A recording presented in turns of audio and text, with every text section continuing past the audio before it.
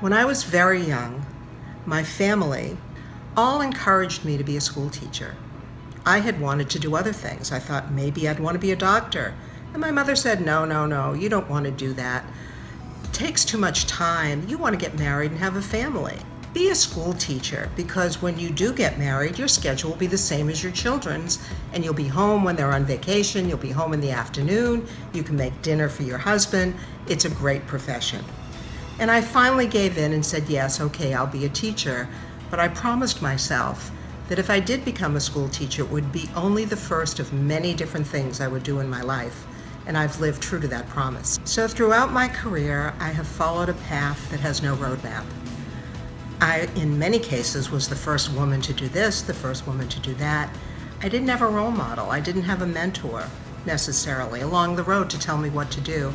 I had to follow my instincts. So I've done many different things, starting out from when I was a teacher, selling the love of reading to 13-year-olds in the 8th grade, to becoming the first woman manufacturer's rep in the piece good industry, to moving to Washington, D.C. and being the publisher for a nonprofit organization of 6 publications, which led me to doing volunteer work for the new president, Ronald Reagan, and eventually to working with him in the White House, where I was an associate director of presidential personnel.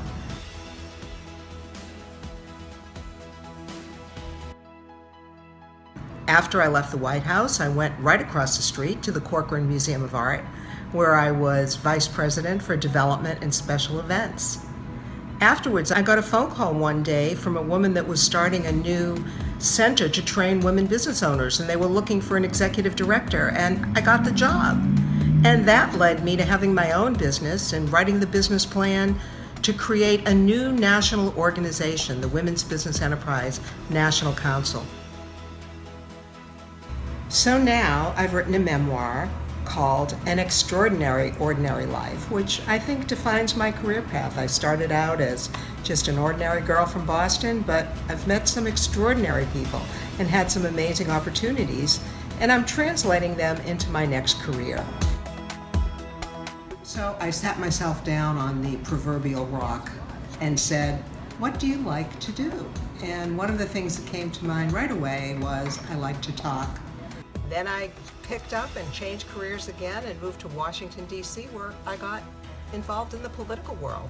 I've set up a studio in my home, and I'm working on auditioning for voiceovers. I'm also writing a blog called Wisdom from an Ordinary Life that's getting a great reception. And I'm doing speaking engagements, telling everyone about the experiences that I've had along an unconventional path. I publish with Wordeee because of the quality of the people that are involved, their commitment to the author. I haven't seen this with any of the other publishing companies that I have had exposure to.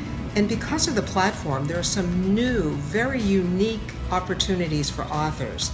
There is the ability to conduct webinars right from the platform, to have your own salon where people can come and ask you questions online, like we used to do in person many years ago.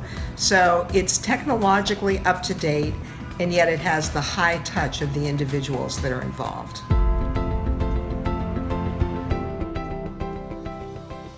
Wordeee TV.